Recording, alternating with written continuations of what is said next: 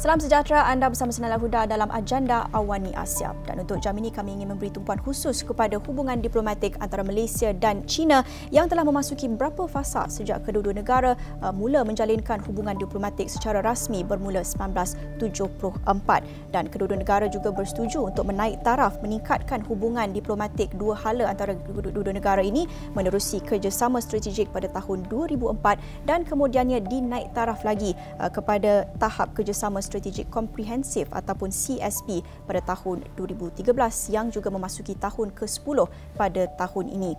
Dalam masa yang sama, kalau kita ingin lihat dari segi ekonomi pula, China dan Malaysia juga menikmati hubungan ekonomi yang kukuh dengan jumlah perdagangan pada 2022 mencatat keuntungan sebanyak $200 bilion ataupun lebih 800 bilion ringgit dengan peningkatannya sebanyak 15.6% dari tahun ke tahun. Jadi tentunya ini satu hubungan diplomatik yang cukup istimewa bagi kedua-dua negara Malaysia dan China, dan juga pada minggu ini kita menyaksikan lawatan rasmi oleh Perdana Menteri Datuk Seri Anwar Ibrahim ke China dan juga sempena sidang tahunan Boao Forum for Asia atau BFA 2023. Jadi banyak yang kita nak bincangkan bersama dengan tetamu istimewa kita. Jadi untuk jam ini saya bersama dengan Ambassador Bersara Datuk Iskandar Sarudin, bekas Duta Besar Malaysia ke China dan juga Presiden Persatuan Muafakat One Belt One Road Malaysia, dan saya juga bersama dengan Zhang Hong, wartawan kumpulan media China CMG. Terima kasih kepada dua tetamu saya pada jam ini untuk membincangkan mengenai dengan hubungan Malaysia-China dan juga sempena lawatan rasmi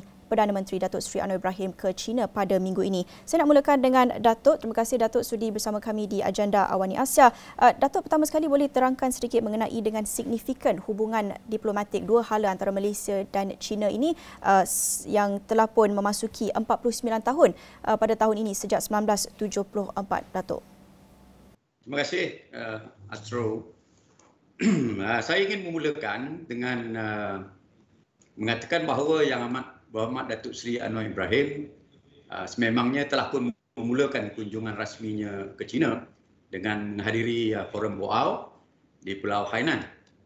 Hari ini beliau berada di Beijing untuk memulakan kunjungan bilateral sehingga 1 April.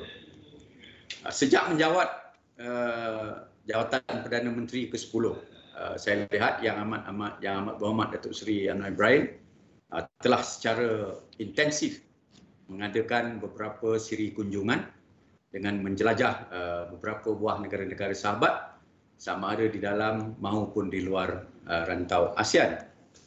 Saya bertanggapan siri kunjungan tersebut bertujuan untuk bertemu rakan-rakan sejawat beliau sama ada yang telah lama atau yang baru beliau kenali. Ini adalah satu amalan biasa kepada mana-mana ketua negara atau ketua kerajaan yang baru saja menerajui tampuk pemerintahan negara. Ia juga merupakan simbol atau melambangkan pelaksanaan dasar luar yang proaktif dan boleh juga dianggap sebagai platform mengenai hala tuju kerajaan yang baru ditubuhkan ini. Pada saya yang menariknya kunjungan Yang Amat Berhormat Datuk Seri Anwar Ibrahim ini dilakukan dengan rentak dan gayanya sebagai seorang negarawan dan pemimpin yang berwibawa.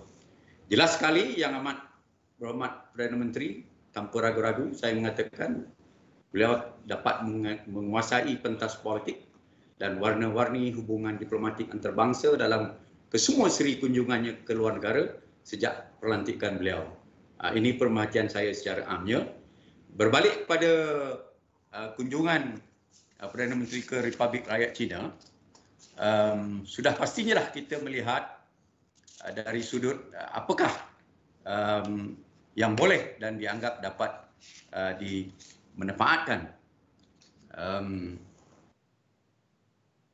daripada kunjungan ini nanti. Saya melihatnya dari 4 sudut utama. Pertamanya, perspektif hubungan dua hala bilateral sejak tahun 1974, yakni sejak penubuhan hubungan diplomatik antara kedua negara. Keduanya, kunjungan ini boleh dilihat dari perspektif peningkatan kerjasama serantau, khususnya ASEAN dan Republik Rakyat China sebagai rakan dialog ASEAN sejak tahun 1996. Ketiganya, ia merupakan satu updating terhadap perkembangan isu-isu dalam hubungan antarabangsa yang menyentuh kepentingan Malaysia dan Republik Rakyat China. Dan keempatnya dalam rangka ulang tahun ke-10 penubuhan inisiatif Belt and Road atau OBOR dahulunya dan sekarang BRI. Jadi seperti soalan saudari tadi, perspektif yang pertama iaitu impak dalam hubungan bilateral ataupun dua hala. Izinkan saya mengupas tentang hubungan bilateral antara Malaysia dan China. Dari segi timing pertamanya, kunjungan ini sangat-sangat bermakna kepada kedua-dua negara dan pemimpin. Kedua-dua pemimpin ini baru saja menerajui tampuk pemerintahan negara masing-masing. Perdana Menteri dan Kerajaan Perpaduan baru saja melepasi 100 hari mengemudi tampuk pemerintahan negara, manakala di pihak Republik Rakyat China, Presiden Xi Jinping baru saja dipilih semula sebagai presiden untuk penggal yang ketiga sejak beliau dipilih buat kali pertama pada tahun 2013. Begitu juga dengan Perdana Menteri Republik Rakyat China yang baru, iaitu Perdana Menteri Li Qiang. Juga baru menjawat jawatan Perdana Menteri beberapa hari yang lepas, menggantikan Perdana Menteri yang lama iaitu Li Keqiang. Juga menarik untuk diperhatikan bahawa senario baru dalam politik Republik Rakyat China, di mana rata-rata kepimpinan baru China, kecuali presidensi sendiri, adalah terdiri daripada muka-muka baru yang muda dan dalam lingkungan usia awal 60-an. Sesiapa sahaja yang mengikuti perkembangan politik China, isu peralihan tampuk kekuasaan sangat penting diambil kira dalam sebuah sistem pemerintahan di mana parti politik sepenuhnya menguasai kerajaan. Keduanya masih di dalam hubungan dua hala, bahawa kunjungan ini merupakan satu kesempatan dan peluang yang amat baik bagi pemimpin-pemimpin yang saya rasa inilah buat pertama kalinya mereka bertemu. Jadi sangat penting untuk mereka mengenal secara lebih dekat di antara satu sama lain. China adalah sebuah negara yang telah menempuhi hampir 5,000 tahun peradaban yang melalui semua zaman dan corak pemerintahan, dari zaman taktkuasa imperialisme diikuti dengan feudalisme dan politik moden selepas menjadi negara republik. Saya percaya akan ada lagi pertemuan dua hala pada masa yang akan datang dalam platform yang lain seperti sidang kepuncak ASEAN atau negara-negara kecuali APEC maupun sidang PBB. Jadi jalinan dan hubungan peribadi ini sangat penting bagi kedua-dua pemimpin untuk saling memahami hati budi masing-masing, apatah lagi atas sifat kita dan budaya kita sebagai orang Timur. Selain daripada itu, perlu saya tekankan bahawa sebaik sahaja China membuka pintu masuk sempadan antarbangsanya beberapa minggu yang lalu, setelah berakhirnya wabak COVID-19, Datuk Seri Anwar Ibrahim adalah di antara pemimpin asing yang pertama diberi penghormatan mengunjungi China. Melihat dari segi hubungan bilateral Malaysia-China yang terjalin sejak 1974, saya menjangkakan pemimpin China akan merakamkan terima kasih dan penghargaan kepada Malaysia yang merupakan di antara negara pertama yang menjalin hubungan diplomatik tidak lama selepas Beijing diterima sebagai anggota PBB dan Malaysia mengiktiraf dasar dan polisi One China policy. Sesiapa saja yang akan memimpin China, jasa Malaysia ini tidak akan dilupakan dan diteruskan dari generasi ke generasi. Yang mana ini satu chapter yang menarik, tapi kita memerlukan satu forum yang berasingan lah untuk membincangkannya. Saya juga berpandangan bahawa hubungan diplomatik yang memasuki tahun yang ke-50 tahun ini sudah pun sampai ke kemuncaknya. Ini dilihat terutamanya kedua-dua negara sudah pun mempunyai wadah kerjasama yang komprehensif dalam semua bidang. Pencapaian ini sangat penting kerana ianya melambangkan betapa eratnya hubungan tersebut yang memberikan ruang yang seluas-luasnya kepada kedua-dua negara untuk mengeratkan dan meningkatkan lagi bidang kerjasama. Yang lebih menarik dan mencabar, setelah wujudnya rangka dasar komprehensif kerjasama bilateral ini, kalau tidak silap saya lah, sejak tahun 2014, ialah pengisian dan pelaksanaan apa yang telah dipersetujui. Misalnya, sudah mencukupikah kerjasama dalam bidang ekonomi, perdagangan, kewangan, perbankan, pendidikan, pertanian, kebudayaan, pelancongan, keselamatan, pertahanan, jenayah rentas sepadan, penyiaran dan banyak lagi. Kita boleh memperhalusi isu-isu ini, tapi saya percaya kedua-dua pemimpin telah bersiap sedia untuk membincangkan isu-isu ini dan pada akhir lawatan nanti akan diumumkan hasil dan persetujuan yang telah dicapai dan disepakati. Memandangkan kepimpinan Parti Komunis yang baru ini baru saja menerajui kerajaan, maka penting bagi Perdana Menteri kita mendapat gambaran dari pemimpin Cina mengenai hala tuju dan dasar kerajaan Cina untuk masa akan datang. Misalnya bidang-bidang yang diberi keutamaan. Saya difahamkan di antara keutamaan hala tuju yang terkandung di dalam Kongres Parti Komunis Cina baru-baru ini, kepimpinan Cina yang baru-baru ini memberi tekanan kepada common prosperity atau persemakmuran bersama secara global, khususnya jiran-jiran Cina di rantau Asia. Hal-hal keselamatan dan pertahanan dan proses penyediaan pemimpin atau pengkaderan yang bakal menggantikan pucuk pimpinan parti dalam tempoh 10 tahun yang akan datang juga saya harap akan dibincangkan nanti. Begitu juga saya pasti pihak Cina juga ingin mengetahui secara lebih terperinci mengenai gagasan Kerajaan Perpaduan Malaysia dan sikap serta dasar-dasar khususnya hala tuju Kerajaan Perpaduan dan gagasan Madani. Itu pada sedikit pandangan saya mengenai impak kepada hubungan dua hala hasil daripada lawatan ini. Saya serahkan kepada Ustaz.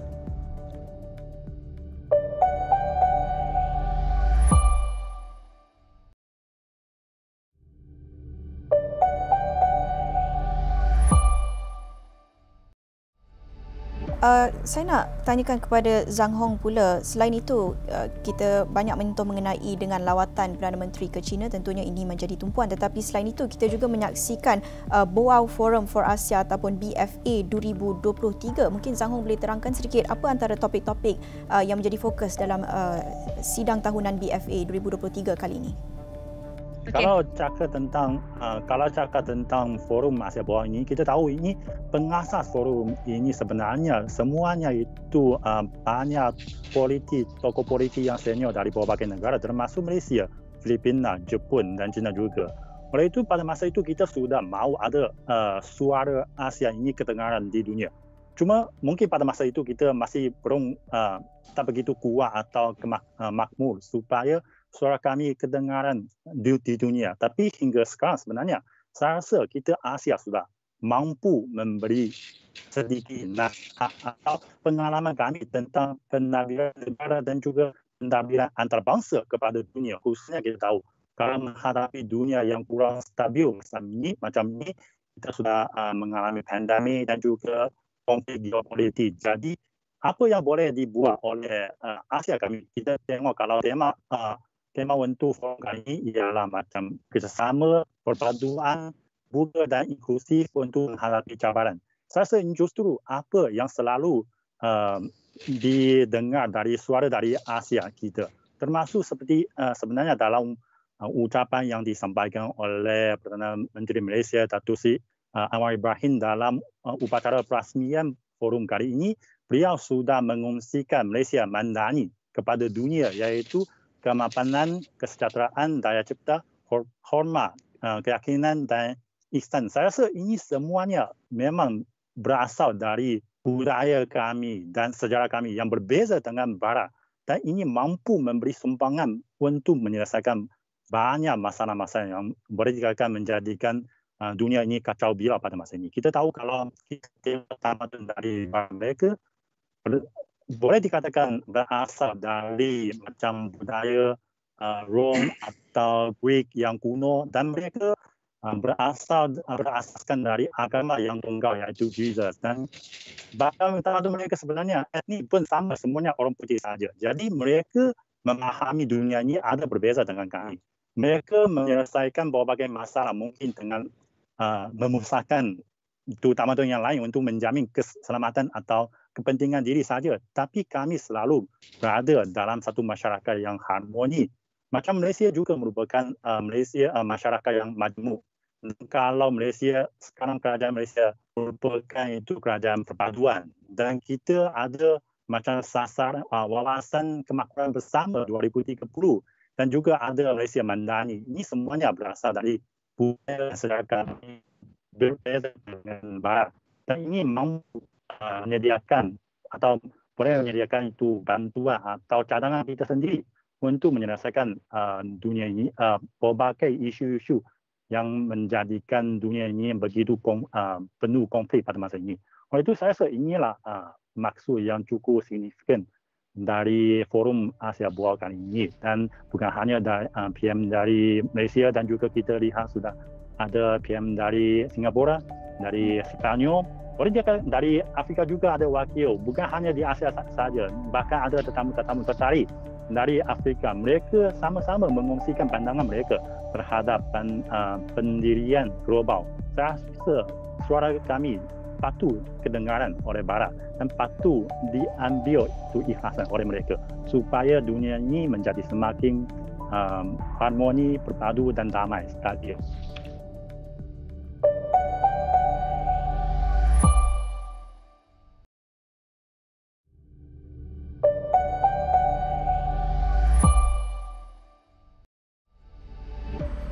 The rivalry to be ahead in this can take either a productive or destructive turn.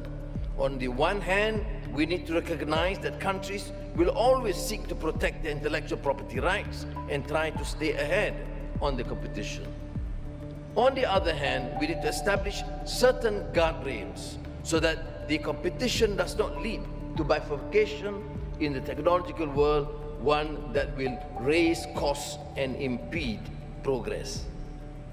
That's why I believe that technological competition should be one of the principal agenda items for discussion at the highest levels, right up there with discourses on security and general economic matters.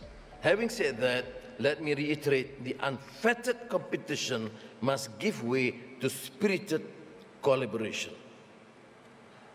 Ya. Zhang Hong, tadi kita banyak dengarkan daripada Dato' apa yang dikongsikan tentang kepentingan signifikannya hubungan dua hala antara Malaysia dan China. Tapi kita juga nak tahu dari perspektif China, dari perspektif rakyat China, apa yang boleh dinikmati, apa yang dihargai daripada hubungan antara Malaysia dan China? Selalu katakan macam hubungan kita sudah bersejarah ratusan tahun. Bahkan kita selalu cakap kalau China sudah 14 tahun menjadi rakan dagang terbesar bagi Malaysia. Tapi kalau bagi pendapat China, kita bersuara iaitu kalau kawan yang mengawalkan kemesraan ketika makmur bersama, ini bukan kawan yang benar. Hanya ketika kita menghadapi kesengsaraan bersama, itu barulah menjaminkan kita merupakan sahabat yang benar-benar. Jadi justru kita kedua-dua negara boleh dikatakan sudah banyak menghadapi ujian dan cabaran bersama-sama. Misalnya, saya yakin kalau Datuk Iskandar masih ingat itu insiden itu MH370, ya, dan selepas itu kita juga ada pandemik. Kita dalam kedua-dua peristiwa yang paling signifikan ini, kita sudah bersama-sama menghadapi, mencari penyelesaian.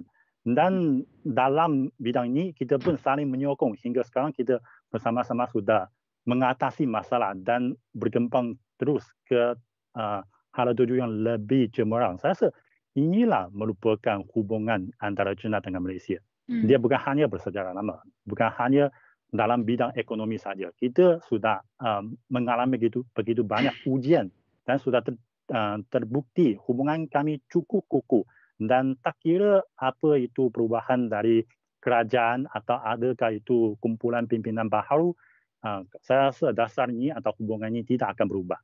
Banyak lagi kita nak bincangkan jam ini mengenai dengan signifikannya hubungan diplomatik Malaysia-China dan juga sempena ulang tahun ke-10 Belt and Road Initiative dan juga sempena Boa Forum for Asia. Tentunya ini satu detik yang penting untuk kita menilai dan melihat semula hubungan yang cukup signifikan antara kedua-dua negara ini. Dan banyak lagi yang kita nak bincangkan, tapi itu saja masa kita ada untuk agenda Awani Asia untuk jam ini. Terima kasih kepada dua tetamu kita pada jam ini, Ambassador Bersara Datuk Iskandar Sarudin yang merupakan bekas Duta Besar Malaysia ke China dan juga Presiden Persatuan Muafakat One Belt One Road Malaysia, dan juga terima kasih kepada Zhang Hong, wartawan kumpulan media China, sudi bersama kami untuk kongsikan pandangan mengenai dengan pelbagai detik-detik utama yang kita saksikan pada minggu ini. Itu saja untuk jam ini bersama saya, Naila Huda. Salam hormat.